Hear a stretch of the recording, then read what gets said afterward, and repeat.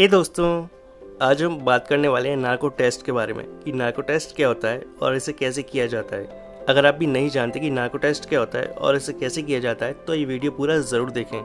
पर वीडियो शुरू करने से पहले आपसे एक छोटी सी रिक्वेस्ट करना चाहूँगा कि अगर आप इस चैनल पर नए हैं तो प्लीज़ इस चैनल को सब्सक्राइब कर लें और बेल आइकन भी दबा दें, जिससे आपको हमारे वीडियोज़ के नोटिफिकेशन मिलते रहें। दोस्तों, कुछ अपराधी ऐसे होते हैं जो पुलिस के दबाव के कारण अपना क्राइम कबूल कर लेते हैं और सब कुछ सच सच बता देते हैं, जबकि कुछ अपराधी ऐसे होते हैं जो किसी भी कीमत पर सच नहीं बोलते।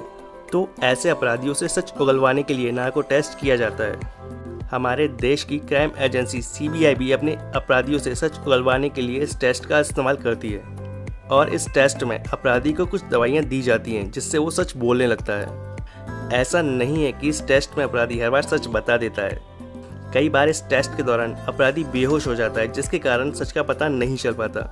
बता दें कि इस टेस्ट को investigation officer, doctor, forensic expert और साइकोलॉजिस्ट की मौजूदगी में किया जाता है। इस टेस्ट में अपराधी को या फिर किसी व्यक्ति को ट्रुथ ड्रग नाम की एक साइकोएक्टिव दवा दी जाती है या फिर सोडियम पेंटोथॉल का इंजेक्शन लगाया जाता है और इस दवाई के असर करते ही व्यक्ति ऐसी अवस्था में पहुंच जाता है। यह व्यक्ति पूरी तरह से बेहोश भी नहीं होता और पूरी तरह से होश में भी नहीं रहता। ये इन दोनों के बीच की स्थिति होती है जिसमें व्यक्ति ज़्यादा बोल नहीं पाता।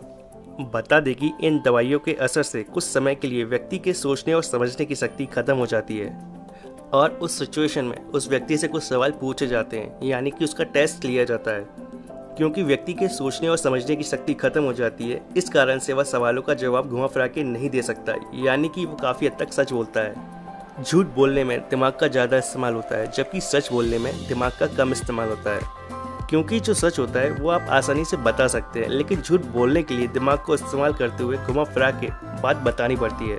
आदि बेहोशी की अवस्था में आदमी ना चाहते हुए भी सच बोल देता है और यही नार्को टेस्ट का मेन काम होता है। बता दें कि नार्को टेस्ट में व्यक्ति से सिर्फ सच ही नहीं उगलवाया जाता, बल्कि उसकी बॉडी का रिएक्शन भी देखा जाता है।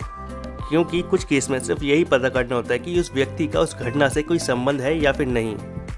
ऐसे केस में उस व्यक्ति को कंप्यूटर की स्क्रीन के सामने लेटाया जाता है और उसे कंप्यूटर स्क्रीन पर कुछ इमेजेस या विजुअल्स दिखाए जाते हैं। पहले तो नॉर्मल विजुअल्स या इमेजेस होते हैं और इसके बाद उस व्यक्ति को उस केस से जुड़ी कुछ तस्वीरें दिखाई जाती हैं और फिर उस व्यक्ति के बॉडी के रिएक्शन को चेक किया जाता है।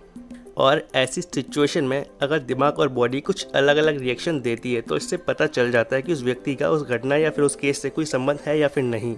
दोस्तों, नार्को टेस्ट से पहले व्यक्ति का फिजिकल टेस्ट किया जाता है और उसकी उम्र, सेहत और जेंडर के आधार पर उसको नार्को टेस्ट की दवाइयाँ दी जाती हैं।